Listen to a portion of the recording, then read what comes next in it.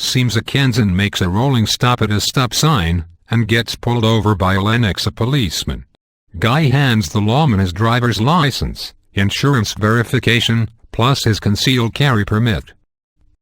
"Okay, Mr. Smith," the policeman says, "I see your CCW permit. Are you carrying today?" "Yes, I am." "Well then, better tell me what you got." Smith says, "Well, I got a .357 revolver in my inside coat pocket. There's a 9mm semi-auto in the glove box. And I've got a .22 Magnum Derringer in my right boot." "Okay," the officer says. "Anything else?" "Yeah, back in the trunk, there's an Arkansas 15 and a shotgun. That's about it." "Mr. Smith, are you on your way to or from a gun range?" "Nope."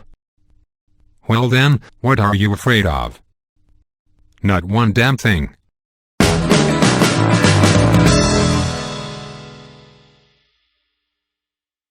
A new Mercedes owner was out on an interstate for a nice evening drive.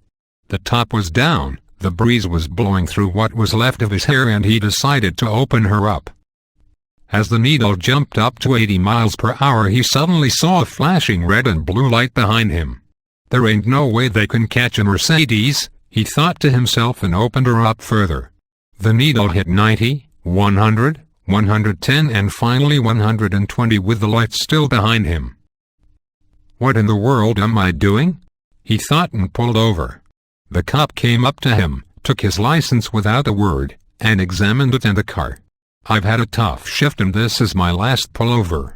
I don't feel like more paperwork, so if you can give me an excuse for your driving that I haven't heard before, you can go." "Last week my wife ran off with a cop," the man said, "and I was afraid you were trying to give her back."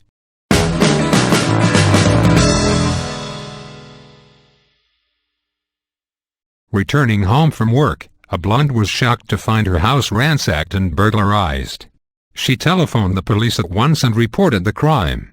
The police dispatcher broadcast the call on the radio, and a K9 unit, patrolling nearby, was the first to respond. As the K9 officer approached the house with his dog on a leash, the blonde ran out on the porch, shuddered at the sight of the cop and his dog, then sat down on the steps. Putting her face in her hands, she moaned, "He come home to find all my possessions stolen. I called the police for help, and what do? They send me a blind policeman."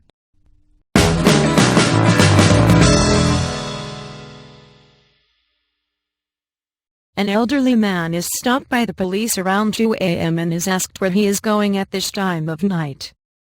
The man replies, "I am on my way to a lecture about alcohol abuse and the effects it has on the human body, as well as smoking and staying out late." The officer then asks, "Really? Who is giving that lecture at this time of night?" The man replies, "That would be my wife." Don't take life too seriously. No one makes it out alive anyway.